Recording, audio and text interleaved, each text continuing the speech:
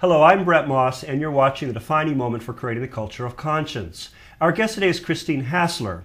Christine left her successful job as a Hollywood agent at the age of 25 to pursue a life she could be passionate about.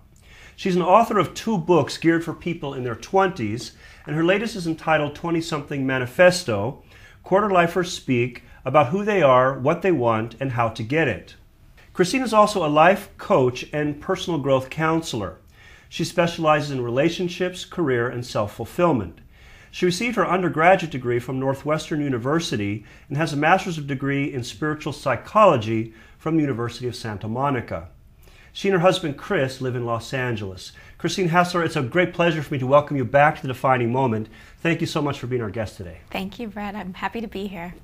Our topic today is achieving lasting happiness in an instant gratification world. And I'd like to begin by asking you to share a defining moment from your own life. I was about 27 years old and about 6.5 months away from my wedding.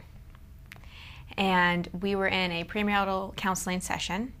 We were discussing religious differences and just, making sure everything was in sync before the wedding.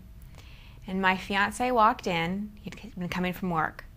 And he sat down, and within the first minute of the session, he basically said, "I'm sorry, I love you, but I'm not in love with you, and I don't want to be with you, and we need to take a break, and I'm moving out, and I don't want to see you." Wow. And in that moment, my world really fell apart, because at that point in my life, I didn't have a career, I didn't have a lot of money, I was having some difficulty with my family, my health wasn't so great, but I really was in love with the idea of getting married, being a wife, and having children. I thought that's where my road was going, and this person was also my best friend.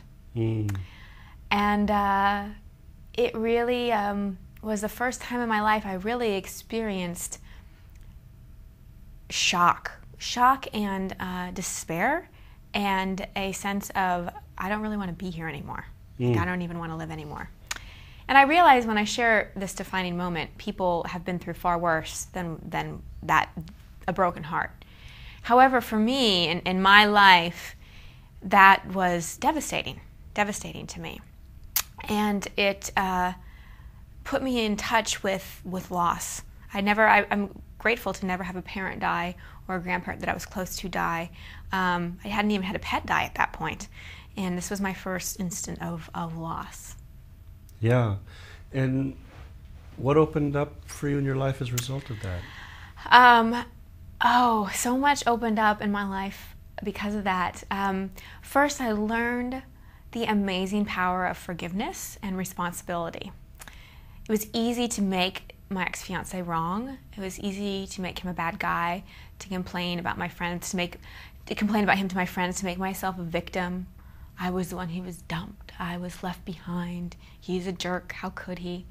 And it was also easy to go into feeling sorry for myself and a hopeless, helpless kind of way. But I realized at one point that was just dragging me down and wasn't helping me heal in any kind of way, and was just isolating me more. And it also made me realize I was trying to hate a person who I couldn't deny that I loved. Like, I was trying to put hate on top of something that I loved, and that wasn't working. So first I learned responsibility. I learned that there were things that I did in the relationship. It wasn't like I was this perfect person and completely loving to him, and one day he just decided he didn't want to be with me. There was plenty of things that I did that perpetuated that decision. He just had the courage to end what really wasn't working, what wasn't right. So I took responsibility for my end of it, and then I moved into forgiveness and really seeing him as a courageous person for ending it, and he was doing the best he could, and I was doing the best I could, and moving into that place of forgiveness and acceptance just opened my heart up. It really just opened me up. And less than a year later, I met the man I'm married to now, and things started to make a lot of sense. Once I met Chris, my husband now, in terms of why what happened needed to happen. Yeah. Okay, that's wonderful. A beautiful, poignant, and obviously very touching testimony. Thank you so much for sharing that with us. And I know the other thing that's such a defining moment about that experience is I remember one night, I think I was on my bathroom floor, and I was just so distraught.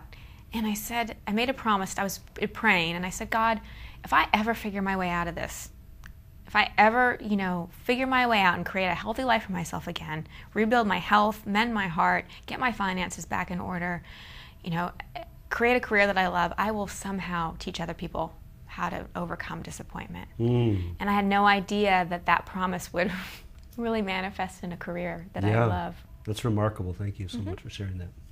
Based on your research and investigation of the society and culture in which we live, what are some of the unintended consequences of creating a reality based on instant gratification and 3-minute attention spans?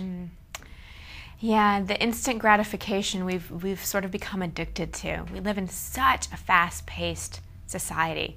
It's like if you want anything in the world, all you have to do is go to your computer, and literally within, if not an instant, within a day, you can have it. If you want to talk to someone across the world, you don't have to write a letter and wait and wait and wait. It's like in an instant you can connect. So it's sort of become this way of being that we're accustomed to, that I want what I want and I want it now. And what's been lost in that is there isn't patience, there isn't a paying the dues, there isn't any kind of struggle involved. And so what happens is when people don't get what they want, they don't get that instant gratification, and here comes the symptoms of I'm struggling or I'm suffering or this is hard, and there's no familiarity with that, it can really put people in a downward spiral. I can speak for myself in that, when I didn't get what I wanted, take for instance, the marriage working out that I wanted, I was left in this state of, oh my gosh, I'm not getting what I want. I don't know what to do when I don't get what I want. I'm used to getting what I want. I've always gotten what I want. What do I do? And I really had to learn, patience. And I think the pitfall that so many people fall into in the instant gratification and the short attention span is missing moments in life, missing huge learning opportunities. When you're always trying to get something, or you're always trying to fill a void, or when you're always thinking about what's next, you're missing a moment of connecting to another human being. You're missing a moment where, intuition can come in and you get clarity about something. You're missing a moment to actually enjoy being a human being in a physical body, stopping and, the whole phrase, stop and smell the roses, exists for a reason, and instant gratification and short attention spans has totally killed that. Yeah, okay, very clear, thank you. What are some of the pitfalls of constantly comparing ourselves to other people?